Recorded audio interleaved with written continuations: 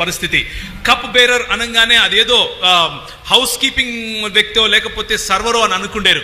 Cup bearer, రాజుకు cup bearer గా ఉండాలి అని అంటే అదొక చాలా ఉన్నతమైనటువంటి, లేకపోతే రాజు కోసం తన ప్రాణాలను సైతం తెగించి తను తాగేది తను తినేది ప్రతి ఒక్కటి ఈయన గుండా వెళ్ళాలి అని రాజు నమ్మే వ్యక్తిగా ఆయన ఎదగటం జరుగుతుంది.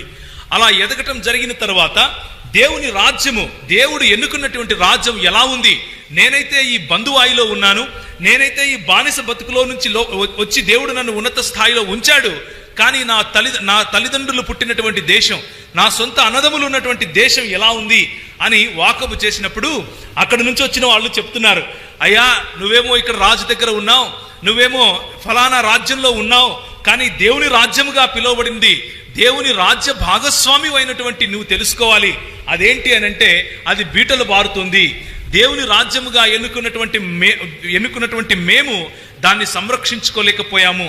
దాని ద్వారములు విరిగిపోయాయి, దాని కోట మేడలు లేకపోతే దాని కోట గోడలు పడిపోయాయి, దాని యొక్క చుట్టుపక్కల ఉండేటటువంటి ఆ ప్రహరీ గోడ పడిపోయింది, భయంకరమైనటువంటి పరిస్థితిలో ఉంది అని చెబుతూ ఆ దేవుని రాజ్యాన్ని నిర్మించేటటువంటి ప్రక్రియలో ఒక సింబల్ గా మనకు ఈరోజు మాట్లాడుతూ ఉన్నాడు.